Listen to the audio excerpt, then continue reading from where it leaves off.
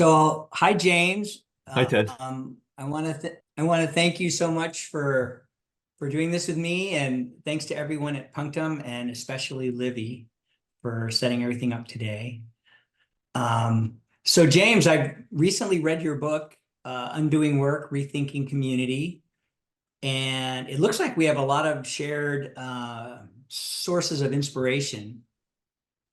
We've got contestation between both Arendt and Marx, thoughts on Marcuse, discussions of Andre Gore's Hart and Negri and Kathy Weeks in common.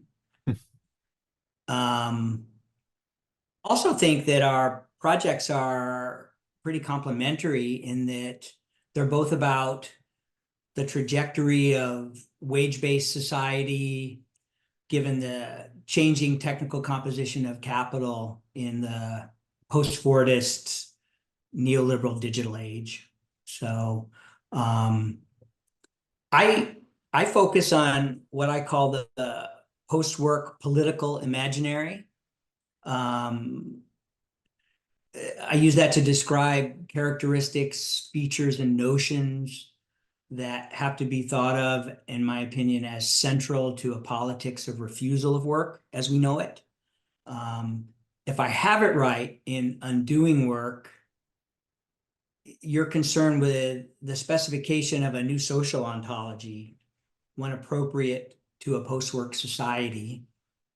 And I think you do something that no one else has done, which is that you develop a type of post-work imaginary that really escapes the binary choice between very practical proposals for a less work-centered society or else something that's, fully utopian. So what do you think about that? Is that accurate as a high-level descriptor, or would you say it differently?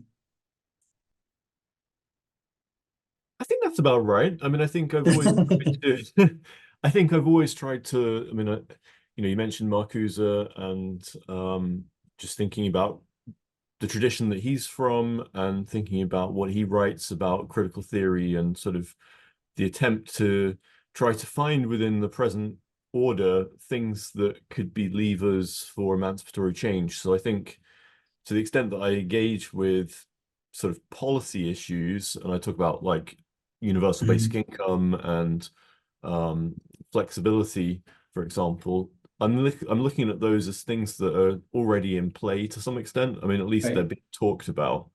And so it's sort of how to expand upon those and how to channel those in a direction that could actually lead to something like a post-work future. But yeah, I don't really go in for utopian projections, Right.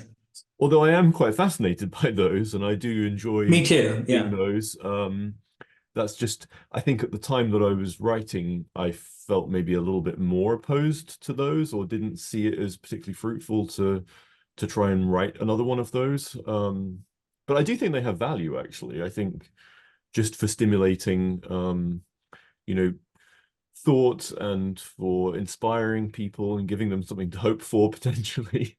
I I think that's the way I see it too. I mean, it's useful for creating processes of subjectification. yeah, Unruly subjects yeah, of post work are yeah, inspired by right, those kinds of projects, right. So, um, Um, so do you try and strike a similar balance in your work then between sort of I was not interested very much in either practical proposals or utopian imaginaries. I was really focused on how do we get to a post-work politics.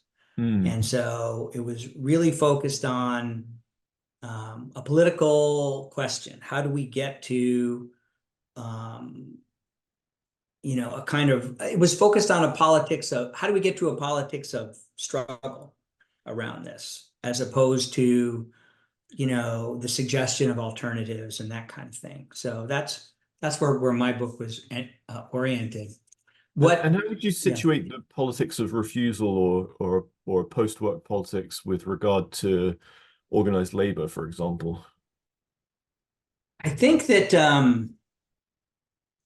you know, I mean, I certainly wouldn't deny the relevance of sort of laborist incremental, sort of initiatives in the labor movement, or some sort of opposition to sort of social democracy or something like that. I mean, I think that I think that it's a question of under contemporary conditions how you're going to unify under one roof, elements of street activism, the labor movement, identitarian struggles. So that's very coming out of Marcuse also, which is Mm, how to do that. But I'm really focused, or was really focused on, you know, the workplace and the question of work, because I think that you have to take the fight to accumulation itself, and so it has to. The reason I use the epigrammatic quote from Marcuse, "The great refusal has a variety of forms," is because I wanted to say that a politics of work can be part of that, an important part of that, even though it isn't today. Something beyond, you know, the traditional politics of labor that takes into account, again, post-Fordist, neoliberal, sort of knowledge work environments and conditions. Um, so we were told to start with a particular, at like a personal level to warm things up, so I thought we would ask the question, I would ask you how you came to want to do post-work theory and write about a possible post-work society. I realize that the corporate university isn't that different from industry now, but is there a context for your decision to work in this area, so putting back to you, instead of traditional labor theory? I guess what is it that drew you to it? what do you mean by traditional labor theory? Well, so again, sort of writing in the context of um, the political theory around traditional labor and mainstream economics and things of that nature. Okay. Yeah. I think it was a variety of personal factors that really led to it. I didn't, I wasn't necessarily acutely aware of these things when I was experiencing them. But then when I was in graduate school and I had the opportunity to take some classes and read some work that sort of touched on employment and work a little bit, it really brought the ideas more to the front of my mind about possible academic projects. So a couple of the sort of experiences or things that shaped my life, I think one was my just looking to my parents and their experience with work. Mm, And in Britain, it's often said that there's a lot stronger sense of class identity and a sort of stronger awareness of social class. right. And that was always deeply confusing to me because I was aware that my parents came from sort of different class backgrounds, um, but then were not, neither of them, despite coming from sort of opposite ends of the class um, structure, neither of them were formally educated past the age of 16, and so went into these sort of jobs and had like a small business and stuff like that, which made it really difficult for me to then think about my own position within the class system, especially because I was at school with other people who had parents that were much more, traditionally professional class, things like that. And so I was kind of always dealing with this, I suppose, like uncertainty around the I ways see. I Very saw interesting. myself. And then the other thing really was, this is very personal, was that I met my wife when I was doing a master's degree in England in 2004, 2005. She's American, and we quickly discovered that unless we were going to try and do a long distance relationship, we were going to have to get married because of visas. And so that was a real Right. work thing. But on more than that, when we did get married, she was trying to find work within her own sort of field, which was art history. That's what she had been studying. Wasn't able to do it, but I had internalized, without realizing it, so much of kind of the work society ideology of work, work ethic, that I was not particularly supportive of her trying to find work, but not just taking kind of any old job that would pay the bills kind of thing. Like I looking Mhm. back on it, I was like really individualist, not very generous, and kind of it put a lot of strain on our relationship because it was like, well, why doesn't she just go and get a job at a supermarket or something like that? But instead she was Ah. sort of, and she was doing all these other things that were contributing to the household, but I didn't recognize it. And so I think finally, when I went to graduate school and I started to read things on like recognition and critical theory from Iris Marion Young to Nancy Fraser, it just provided the sort of glimmer of there's this whole topic that's deeply political that all of the political theory and political science that I've read doesn't really address. And so that's where it became apparent that there was this opening that I was interested in for exploring and analyzing.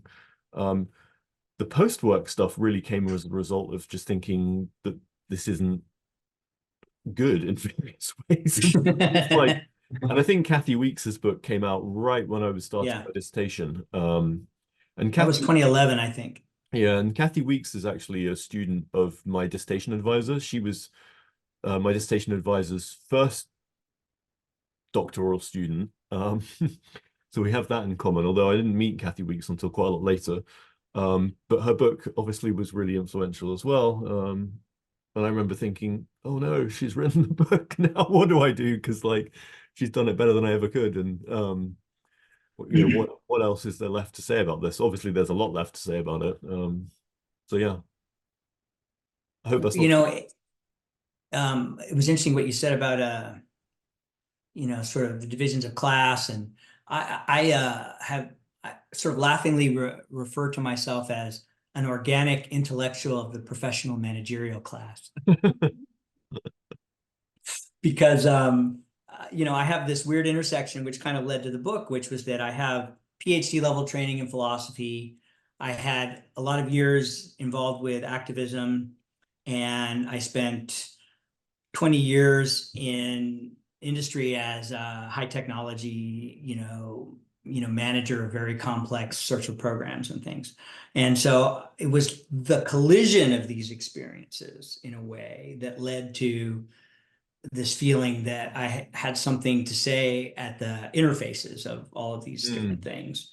mhm, But for me, it really began with a profound experience of job burnout and work-related PTSD, mm, anxiety after, these 20 years in management, leading to my taking early retirement.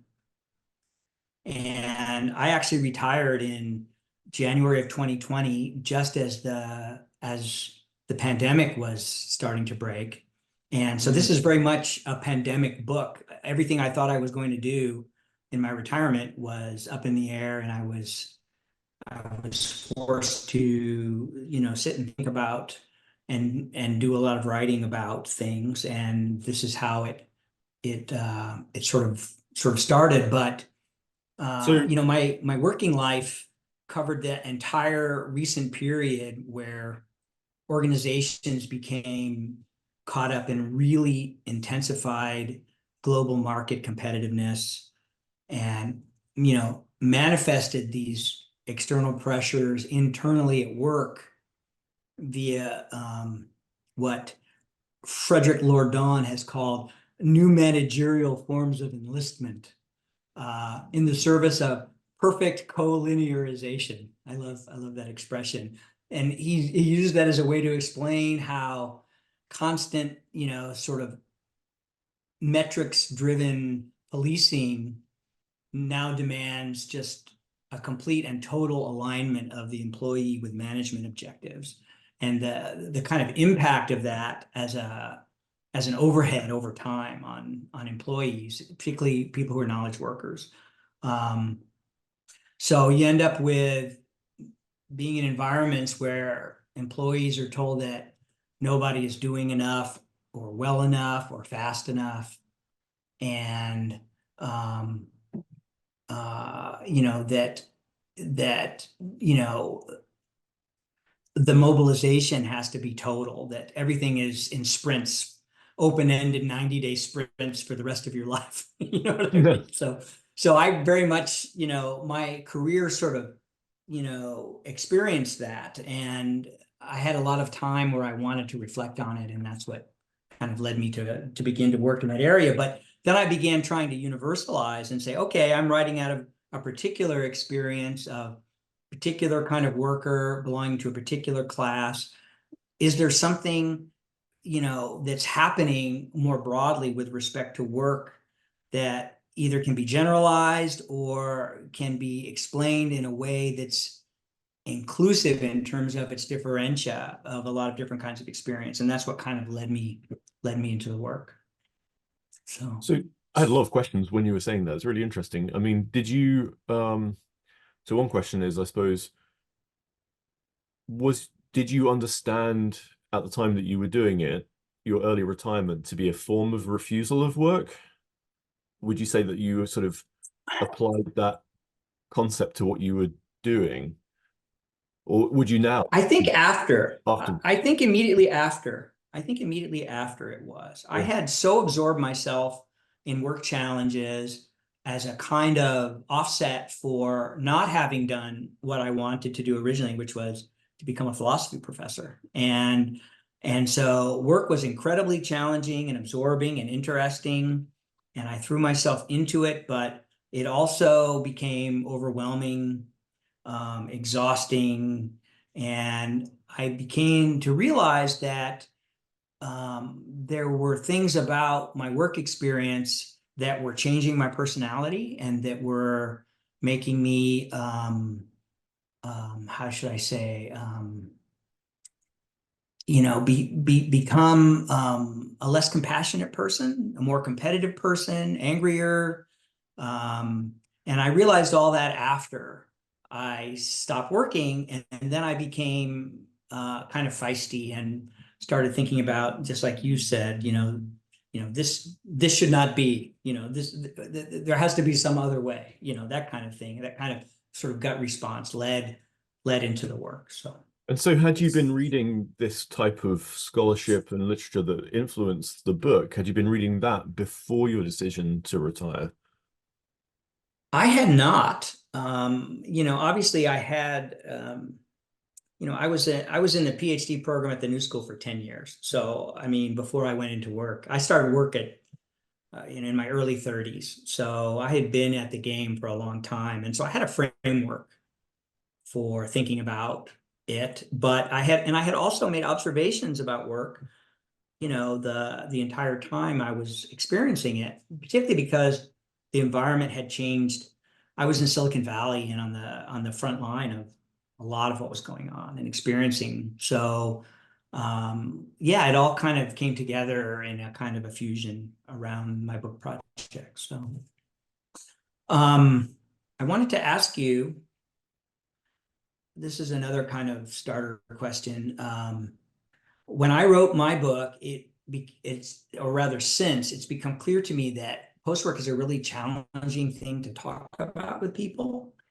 Minimally, to understand what's going on, you kind of have to enter into a particular hermeneutic circle of ideas. So you have to make a case for what, Kathy Weeks calls deprivatization.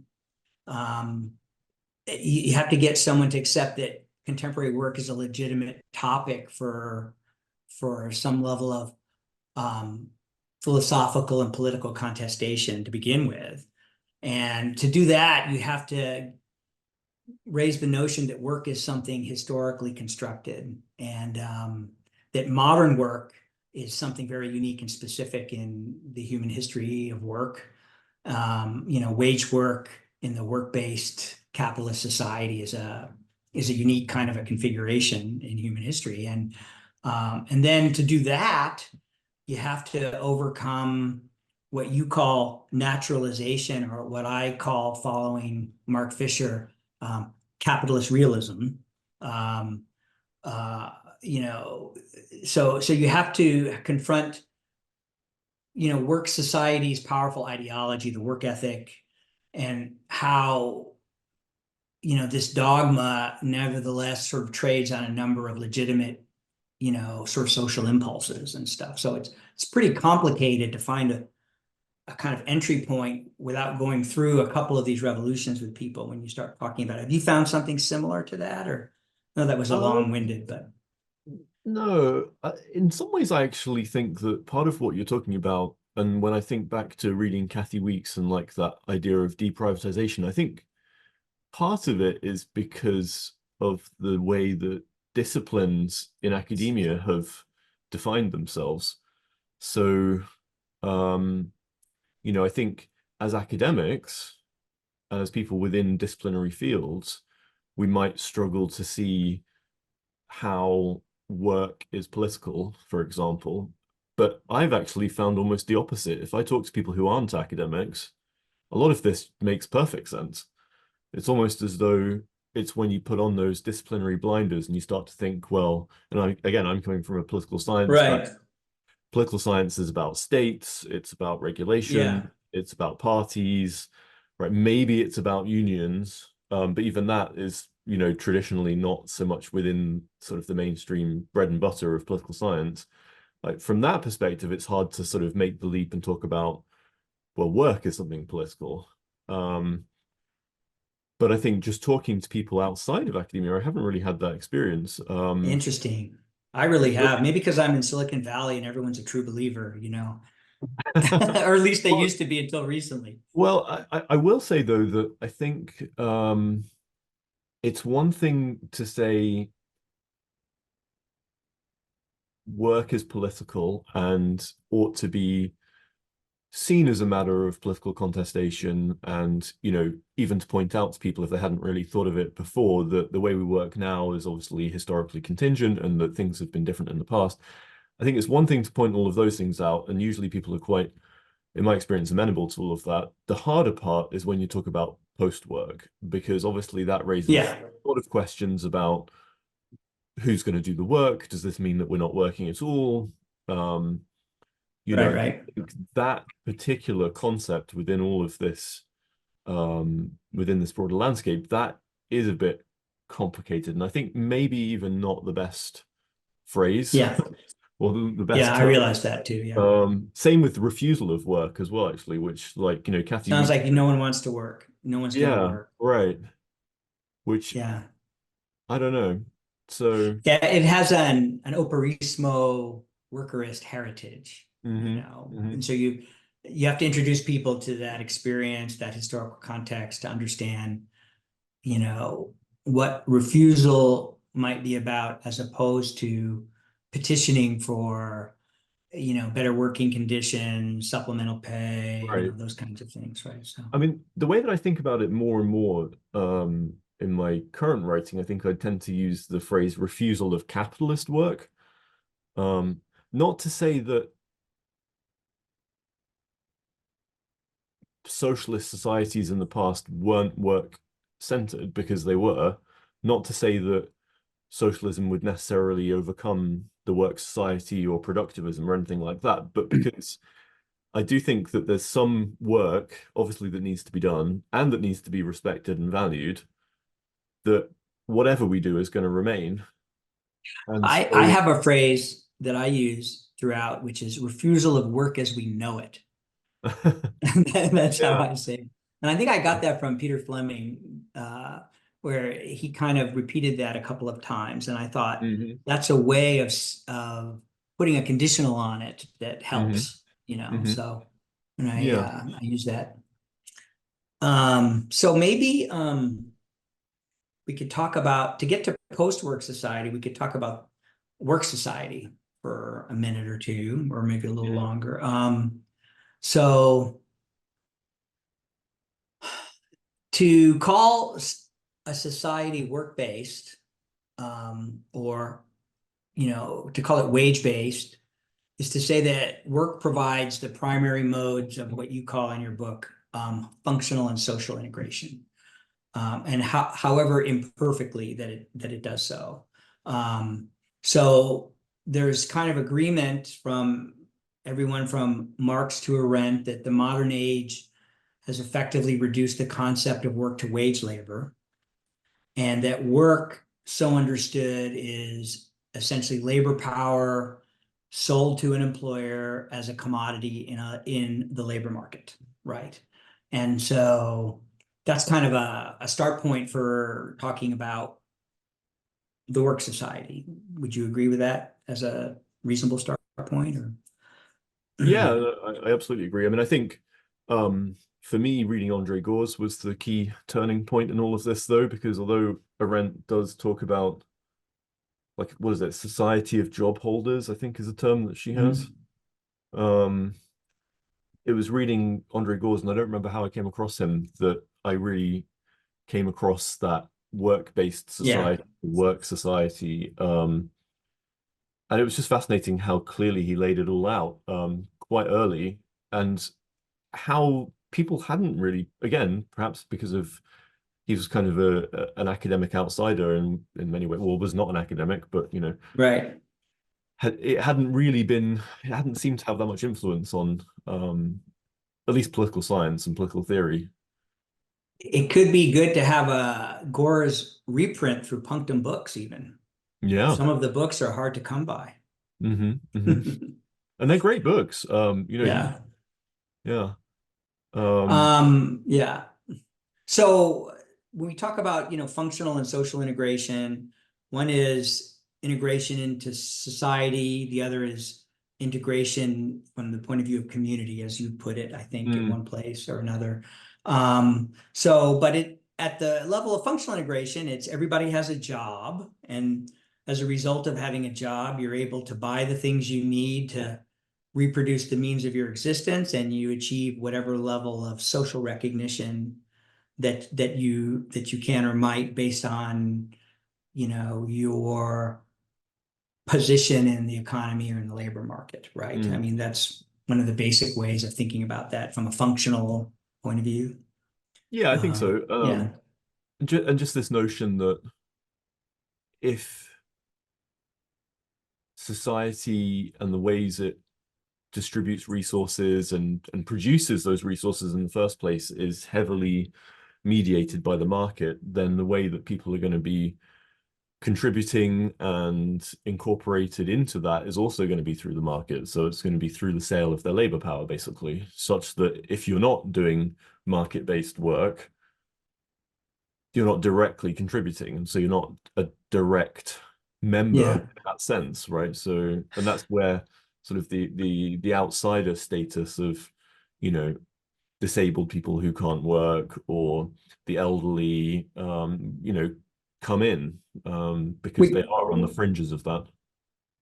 would you agree too, though, that when I was thinking about this, I read something by Jürgen Koka, I think, where he was talking about the fact that it's important to remember that capitalism has always been dependent on unfree labor, whether it be at home or Hmm. abroad in colonial or post-colonial context, and a whole realm of uncommodified or decommodified sort of labor on the part of, say, what was called women's work or whatever else, and that it really isn't just it really doesn't run or sustain itself just on the wage, right? Yeah, So that's a really yeah, important thing to point out, definitely. And I think we may have the opportunity to talk about this later, but just because it's something that's become so important to me, um, I think it's not just the unwaged work of human beings, it's the unwaged work of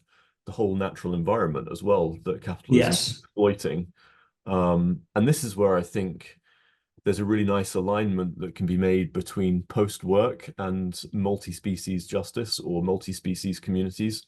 Because I think just as the work society reduces value down to economic contribution and to having a job, so does anthropocentrism basically treat anyone or anything other yeah, than a human as irrelevant, more or less, right? Not a member of the community. So if you want or need some kind of multi-species community or multi-species justice. I think that can work really well in hand with a sort of decentering or a rejection of this sole Right. focus on work, paid work, right? If we start just with the scene of industrial capitalism, the Marxian critique is highly relevant, right? Work-based society is where value is expressed exclusively through the commodity form, and all social reality is tied to the fundamental decision that if people want to live, they have to sell their labor time, on the market for a wage.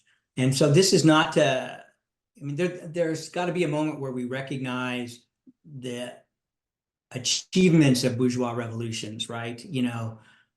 Individuals become freed from the relations of personal submission that mark, earlier periods of Western history, and it leads to a constitutional state. But it comes with all kinds of, pathologies and social consequences, right? So I was thinking about the section in E.P. Thompson where he talks about how we begin to see in the 18th century the first universal imposition of abstract time, of like clock time. Mm-hmm. Everyone suddenly has to look at clock time in order to go about their business. And before that, people did not really do that. And then, of course, as you mentioned, through the enclosure of the commons, you get wage compulsion. Mm-hmm. And through the abstraction of labor, you get people working in ways where there's what Marx calls an alien content to their work. Their work is being sort of directed by Fordism or someone else telling them exactly what it is they're supposed to do and how they're supposed to do it. And so that's kind of the original scene of the work-based society in its first phase, right? In the sort of industrial phase, right? Sort of from mercantilism to the height of the Industrial Revolution, right? But so I think what's interesting is we both start with a comparison between Marx and Arendt. You dispense with it in about 3 pages. You say that, and very rightly so. I agree that Arendt is not that is not that relevant for 2 reasons. One is that she doesn't have that much to say about the society of the wage, and the other reason is that she has a transhistorical social ontology of labor. And so there's no modern specificity to it. It's the story of the vita activa in its 3 different moments, ancient, medieval, and modern. And she makes a number of different, positive and negative sorts of comparisons. It took me 3 chapters to make that same point that you made in a few pages. So I was appreciative of, oh, look how he did that. But Well, and I may have been unfair to Arendt too. I mean, I think Arendt's always yeah, bothered me a bit in the way that she so quickly dispenses with Marx, and to me, it's exactly what I wrote. seems Yeah, to misread him. I think she does too. And so Yeah. but I spent 3 obviously, chapters doing that. And what I said was, she's really kind of a Weberian. She's talking about the spirit of capital accumulation, and not about modes of production and the scene of production. And so in that sense, she chooses Weber over Marx, even though she kind of claims that she's on the same page. And in terms of her area of interest or focus, um, so I have a particular line from your book on this. You say, "I'm not interested in context transcendent definitions of true work," is a line you wrote. It's a good line. thanks. And I actually agree with that. And I go out of my way to say that the transhistorical social ontology of labor and the human condition has the effect of depoliticizing Marx. And it doesn't open up the context of an emancipatory project, because she's a fatalist about sort of modern prospects for political action. Mm. Um, so, we could go into the post-Fordist scene of work, which is, kind of a different phase of capitalism. The one that starts kind of with Gore's is, Mm. where does post-work theory kind of starts with deepening social contradictions of work under neoliberalism, Mm. particularly because of sort of technological change, right? Where we ought to have a context where work should be increasingly decommodified today, but it's not happening. Mm. And this leads to this level of kind of you know realization that traditional Marxist crisis theory isn't going to lead to the kind of discussion. And so there's sort of a decentering of that in favor of understanding work under post-Fordism, right? With Hart Negri and others like that who start from that kind of a context. Um, so let's see. I had another thing I wanted to ask you. So if we go before leaving that, if we talk about work as, functional integration versus work as ideology, which is one of your thing you really spent a lot of time on in your early chapters. I've been thinking about this. So on the one hand, you got a story of, functional integration in work-based society, right? You have work universally supplied as contract labor. It's measurable, quantifiable, detachable from the person who provides it. And therefore, it brings people into the public sphere, liberates them from pre-modern bonds of dependence and submission, as we mentioned. And it creates what Robert Putnam calls a certain weak tie form of sociability, right? Um, so the market activity takes place in a modern bourgeois public sphere. And this is where the social integration, finds its meaning and context. Make sense? Mhm. Mostly agree. But then you talk about Gore's and you say that there's a disconnect between his account of the ideology of work on the one hand, where the work ethic serves interests of employers maintaining domination, and his account of how work provides functional and social integration, and his assertion that modern work, you say, as an activity in the public sphere is something demanded, defined, and recognized as useful by other people, and therefore something valuable. And so you seem to think that these two pieces are not in alignment, that he's or isn't radical enough in some way in recognizing that work provides functional integration. What I think what I was trying to say, and it's been a while since I've wrote it and Yeah, reread it yeah, yeah. well, You but I wrote a think 2018 book. I read it yeah. yesterday. I think so I think in I'm not quite sure when this change happened exactly, but I think it was only in his much later work when Gores actually saw the possibility of a post-work society along the lines of purely autonomous labor. In other words, he recognizes in the later books, the very last couple of books, that advances in technology would enable there to be a kind of decentralized web of like 3D print shops and small scale production, right? That would enable people potentially to do things that matter to them and that they care about and to contribute to the overall production that society still needs.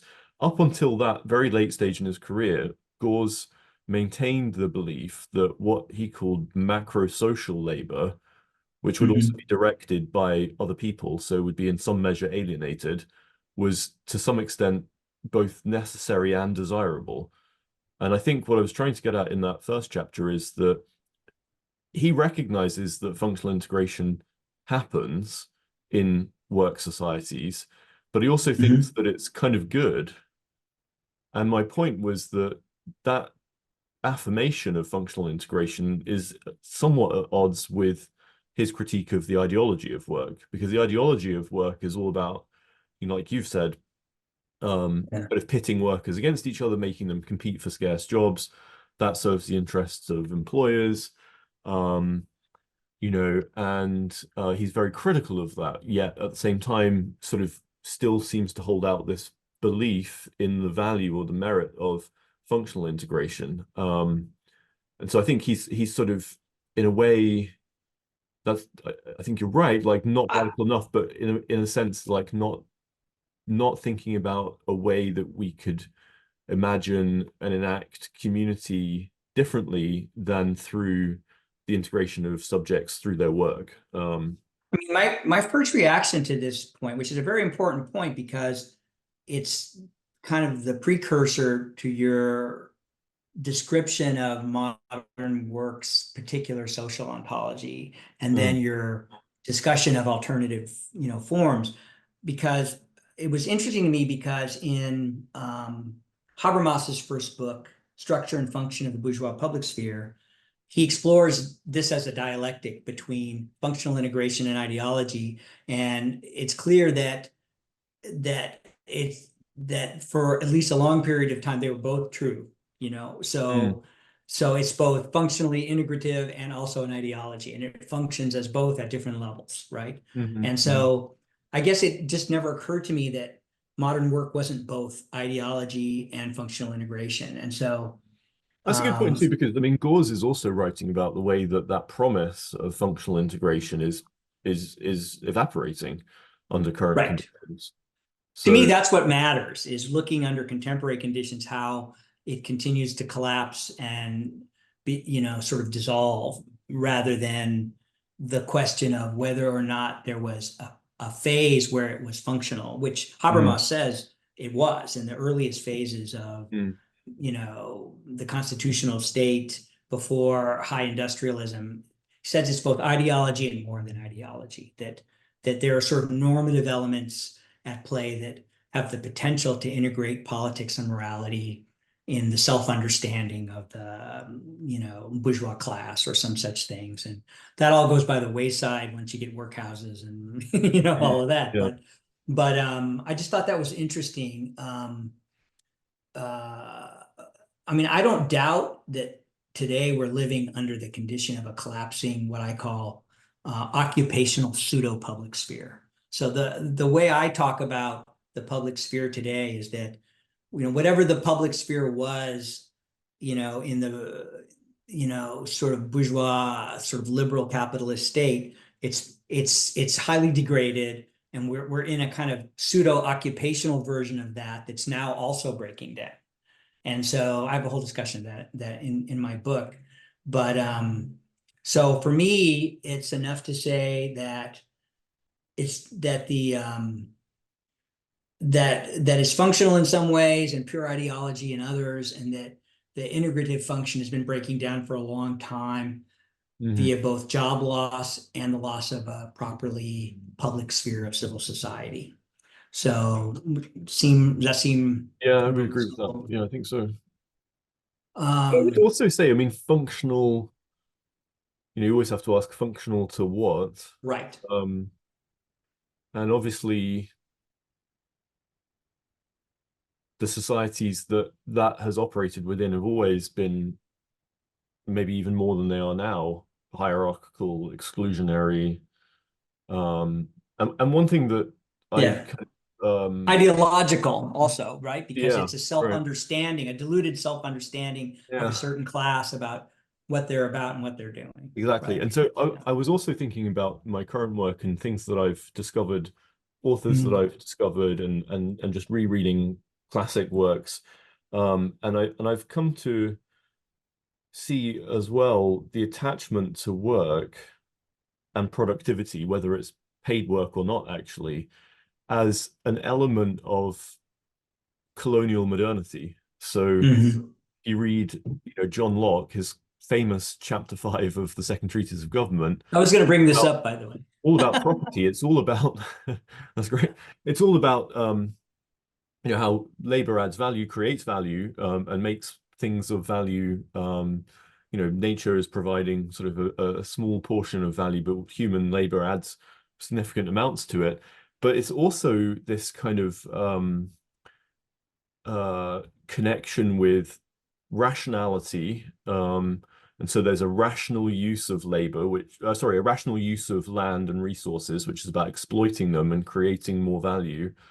And that bleeds into a kind of civilizational identity as well, so that the society that prioritizes rational economic exploitation of land and resources and labor is civilizationally superior, and is basically achieving a kind of humanity that others, like indigenous societies, are lagging behind and maybe would never be able to reach. So I think that is sort of part of the ideology of work, but it casts a wider historical and geographical scope on it. And I think too, it helps us understand perhaps why we're so deeply attached to productivism and work even now. Because there's an element, and this goes back to the sort of hesitance that a lot of people might have about post-work, that if we do something like post-work, we're going to regress, that what we're talking about with post-work is like primitivism, or you know, look at the countries Some around. sort of Hegelian cultus, right? Yeah, Or yeah. yeah. And the countries around the world that don't have enough work, look at what's happening to them. And there's this, and Yeah.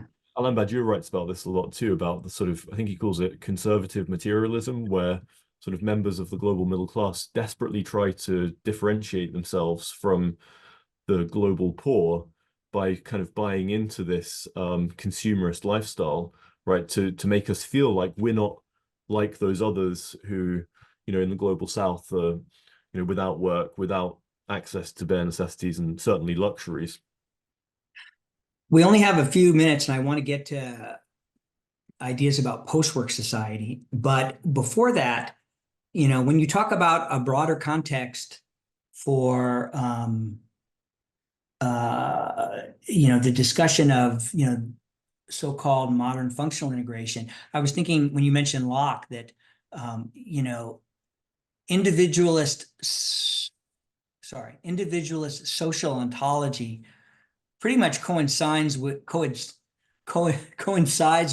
modern social contract theory, Mm. right? I mean, it's so in that sense, it's just reading off a kind of set of characteristics of modern epochality, modern politics, modern society through and through. And so it raises the question to me about what it means to you know, to propose an alternative, right? Intellectually, imaginatively, when again, in a Marxian frame, we would say that, you know, a form of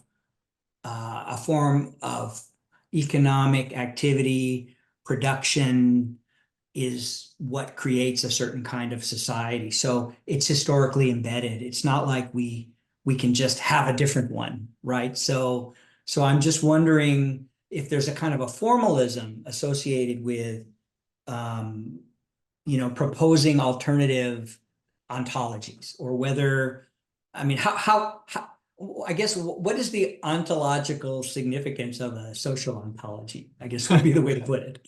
I mean, I was just questioning because I had never thought of this in this way when I was reading your chapters, and I was asking myself that question. Yeah, Maybe that is a that's a really good hard one. question. I hadn't really thought of it like that either. I mean, so I've been actually reading G.A. Cohen recently, Yeah, I love analytic Cohen. Yeah. Marxist, because I'm doing an encyclopedia entry on Gause and Cohen spends a lot of time defending what he sees as Marx's theory of history. And he does it in a really interesting way, but in the end, what's interesting about Cohen's career is that he realizes that the sort of assumptions of historical materialism don't really hold anymore, even in like the 90s, partly because of Yeah. climate and the effects of continually expanding forces of production on the environment. But also, what was the other thing? I can't remember now what his other point was. But basically, if I was ever in any doubt, it persuaded me that I'm not really a technological or economic determinist. I definitely think capitalism places significant constraints on, uh, Yeah. you know, even just thinking about alternative ontologies. But I Uh, think that they actually do exist even now. And this is yeah. sort of from like J.K. Gibson Graham and the sort of, I can't remember the name that they give to these sort of alternative economies. Like there are so many different Do economic you in society. It's not all capitalist. do you offer a theory of social construction then on like, anthropological grounds where you could say how social ontologies come to be? I mean, I actually do this. I talk about, Cornelius Castoriadis and David Graeber's account of what they call, creative refusal as being the Mm. basis for the formation of social imaginaries. And I think, he actually calls it, David Graeber calls it complex schismogenesis. I love that. He's following, I think Bateson. But anyway, I mean, that's one way to do it without being historically materialist. You could Yeah. you could root it in some of those conceptions potentially. Yeah. And I think going full circle to our own sort of reflections on why we got interested in this topic, it's clear that if the work-based society truly was working for everyone, Yeah. we wouldn't even be having these thoughts, right? So yeah. Just So the a last contradiction. thought on. Go ahead. Go ahead. I'm sorry, I didn't mean to No, no, interrupt. no, no, no, no. So when we talk about a post-work society, so we don't mean what the medievals call um, the land of cocaine. I mentioned to you, from the Mm. paintings, everybody's laying around and enjoying kind of a natural bounty, sort of like a hobo paradise with sort of cigarette trees and and it's not what Marx means when he says hunt in the morning, fish in the afternoon, rear cattle in the evening, criticize after dinner, right? And then I think of maybe it's closer to Kurt Vonnegut when he says, "We're here on Earth to fart around. Don't let anyone tell you any different." Said that in a 2004, in an interview. So on the one hand, you're talking about very specific things, as do I, about sort of UBI, about work exchanges, other forms of post-work imaginary. Um, so I guess my last question is, it seems like uncoupling social recognition from paid labor just seems like a demand for a substantial decommodification of labor. It's what Marx calls, unalienated by a process of subtraction, right? But you obviously want to say something more radical or more profound than that. I'm focused on post-work sort of counterpublics and how to get there. And I didn't spend a lot of time thinking about, in a radical way, what kind of a society it actually is. It just assumed to me that that it would be a society that's not based on the wage and less work centered. And so, you want to say, I think, something quite a bit more radical. And I haven't read your section on Jean-Luc Nancy in any detail, and I think that's where you imaginatively flesh that out. But Mm. maybe you could just say a last word on what you have in mind in terms of something more than unalienated labor in a less work-centered society, not based on a wage. I think there could Um, still be, and this is sort of Gause's point, there still could be some scope for a degree of alienated labor, actually, at least in the sense that it's not personally directed. If it were democratically controlled, it could still be somewhat alienated, depending on how direct the democracy were. And I think for social purposes, there could be some place there for that within a post-work society. So I would actually say that I would agree with the Marx quote, actually, because I think what he's describing there is a world where either we get to do lots of different things, which Gause calls a multi-activity society, yeah, and or a world where even if we specialize on one thing, we don't identify solely with that thing, and we're not seen kind of exclusively through the lens of that identity of, painter or sculptor or whatever it is. And so I think that's actually a really key part of sort of a post-work society, is to recognize that there's multiple forms of work that take place, but that any one definition of work risks excluding people and other living creatures from our sphere of concern.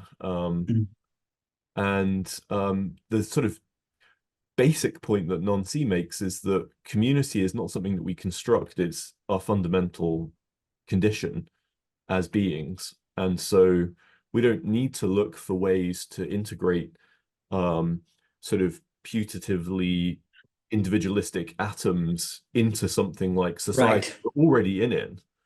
Peter Fleming says that Okay. he says that something about the society that we already are, or something like Interesting. that. Yeah. I can't remember the exact line, but it's equivalent. Yeah. Well, I think we're at the hour Wow, that flew by. already. There's so much more I'd like to talk to you about, so maybe Yes. some other time. I really appreciate you joining me. I have Same I've here. written a big sprawling book, and I'm trying to figure out who to talk to and how to talk to people about the different strands that are in there. So I very much enjoy speaking with you. Yeah, you too. Thank you for the invitation.